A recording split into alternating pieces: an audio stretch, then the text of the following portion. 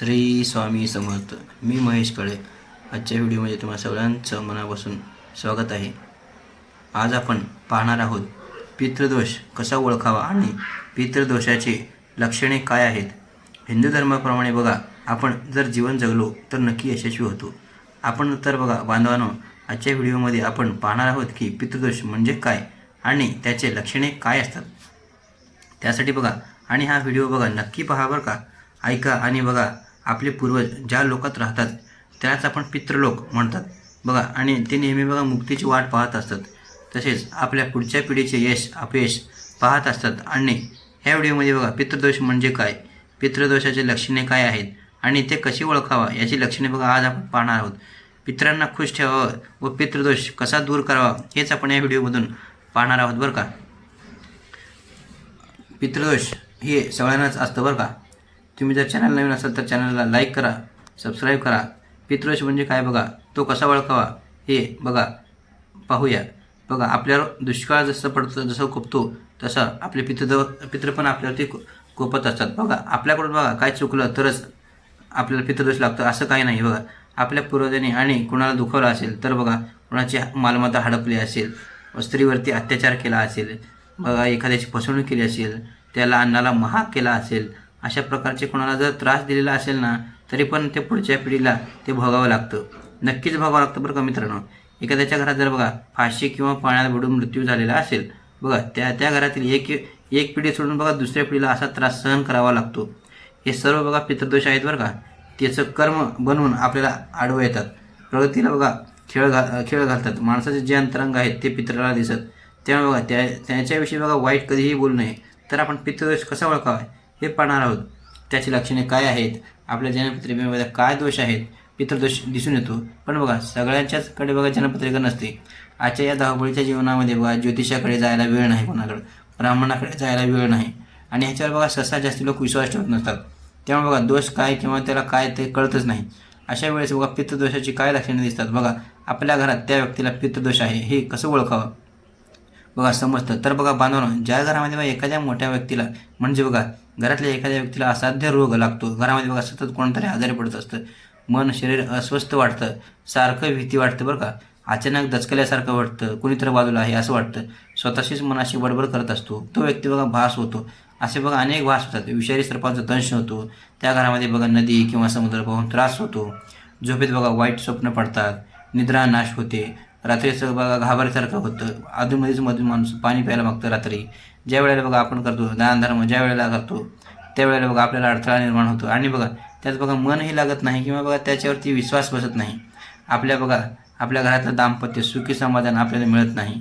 म्हणजे बघा नवरा बायकोमध्ये पटत नाही, परत भांडणं होतात, घटस्फोट होतात, घटस्फोटापर्यंत गोष्टी फुटतात.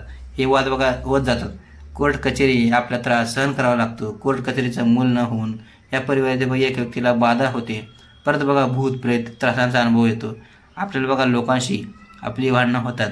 नोकरीत व्यवसायात स्थिरता नसते. पगार बघा कितीही येऊ द्या परत पुरत नाही.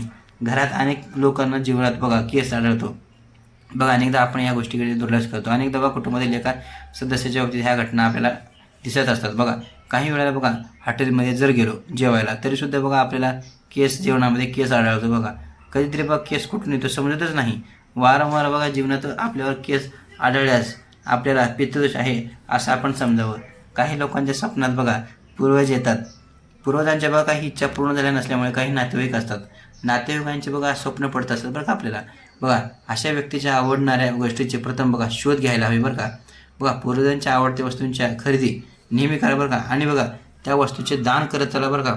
हा उपाय बघा 100% खात्रीशीर आहे. पूर्ण राहिलेल्या असतील काही इच्छा त्यांच्या तर कशा होऊ शकतात बघा ते. पूर्वजांच्या यांचा संकल्प करा. बघा हाती घेतलेलं काम जर होतच नाही, फिसकळत असेल बघा, परिश्रम करून यशच प्राप्त होत नाही आपल्याला, तर बघा अनेकदा असं घडतं की आपण शुभ कार्य ज्या वेळेला करतो ना त्यावेळेला आपल्या अनेक अडथळे येतात. त्यावेळेला बघा आपण समजून जायचं की बघा आपले पूर्वज आपल्यावरती नाराज आहेत. अनेक वेळा बघा गणेश उत्सव, नवरात्री, दिवाळी अशा अनेक मुख्य सणांच्या वेळी आपल्याला बघा अशुभ घटना घडतात आपल्या घरात. अशा वेळी बघा आपल्या घरात पितृदोष आहे असं आपण समजावं लागतं. बघा आपले पूर्वज बघा नाराज असलेले बघा या गोष्टी सतत घडत असतात. अशा प्रकारचे पितृदोष दूर करण्यासाठी ब्राह्मणांना भोजन घालावं लागतं बरं का. ब्राह्मणांना बघा भोजन घालायचं आहे, बघा गरिबांना पण भोजन द्यायचं आहे, बघा ज्याला गरज आहे ना त्याला भोजन द्यावंच.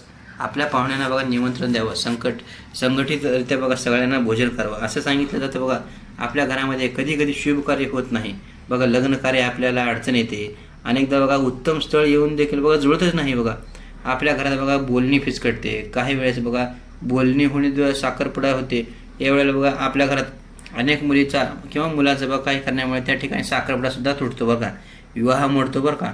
अशा वेळेस पितृदोष आहे, याचा आपण नक्कीच बघा मागावा घ्यावा. बघा तज्ज्ञ लोकांचा सल्ला असा आहे की बघा पूर्वजांच्या नावाने श्राद्ध विधी पिंडदान करावं. पूर्वजांच्या बघा मनापासून आपण स्मरण करावं लागतं बरं का. त्यांच्या आवडत्या गोष्टीचा आपण दान करावं. अशा काही गोष्टी आहेत बरं का मित्रांनो. जर केलं तर पूर्वज आपले आनंदी होतात आणि बघा आपल्याला शुभ आशीर्वाद देतात. तर हे पितृदोषाचे असे बरेच काही कारणे असतात बरं का मंडळी. बघा असे पितृदोष बघा असल्यामुळे आपण जे पितृदोष असतात त्या पितृदोषाचे निराकरण केलं पाहिजे बरं का. पूर्वज बघा आपल्या आणि आशीर्वाद, पूर्वज बघा आशीर्वाद घेतले पाहिजे पूर्वजांचा बरं का. आशीर्वाद घेतले आपलं सगळं व्यवस्थित चालत असतं. बघा अनुभव आपल्या घरातील व्यक्ती जर निधन झाला, बघा त्या व्यक्तीने बघा काही गोष्टी केल्या असतील बघा, तर त्याचा परिणाम हा घरातल्या लोकांना नक्की भोगावा लागतो. त्याच्यामुळे बघा वंशवधी बघा अशा वेळी बघा पूर्वजांच्या आपण क्षमा याचना करावी बरं का. त्यांचे श्राद्ध विधी पिंडदान करून पूर्वजांना प्रसन्न करावं आणि बघा यामुळे बघा आपल्या पूर्वजांचे शुभ आशीर्वाद आपल्याला प्राप्त होतात.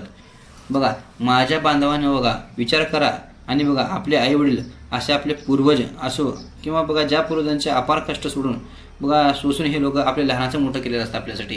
बघा जमीन बघा ती जमीन जतन करून ठेवलेली असते, त्यासाठी बघा घर बांधून ठेवलेलं असतं, आपल्यासाठी विहीर खोदलेली असते, आपल्यासाठी बघा शिक्षण दिलं, नोकरीत लावली, कष्ट सोसून बघा अनेक या सगळ्या सुविधा आपल्याला उपभोगण्यासाठी ठेवल्या बरं का आपल्यासाठी. त्याच्या बघा ऋणातून आपण मुक्त होऊ शकत नाही, परंतु बघा त्यांचे स्मरण हे आपण केलंच पाहिजे.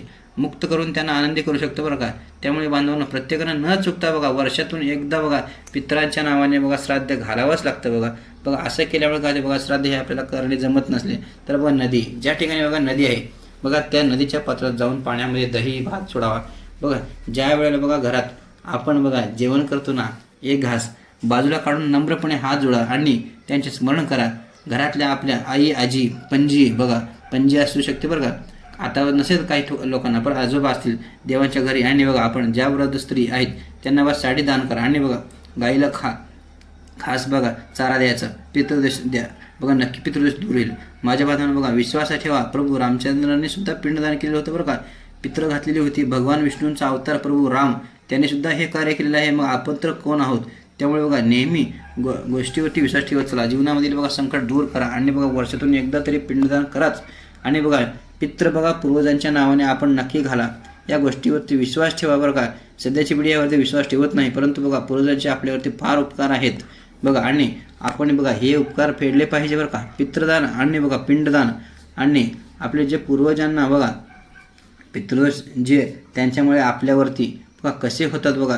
पितृदोषाची कारणे काय आहेत आणि बघा तो पितृदोष कसा ओळखावा जातो बघा तो सर्व तुम्हाला मी आता या व्हिडिओमध्ये सांगितलेलं आहे. तर बघा व्हिडिओ जर आवडला असेल तर व्हिडिओला लाईक करत चला, चॅनलला सबस्क्राईब करत चला, कमेंट करत चला, जेणेकरून मला माझी काही चूक असेल तर तुमच्याकडून मला ती समजेल.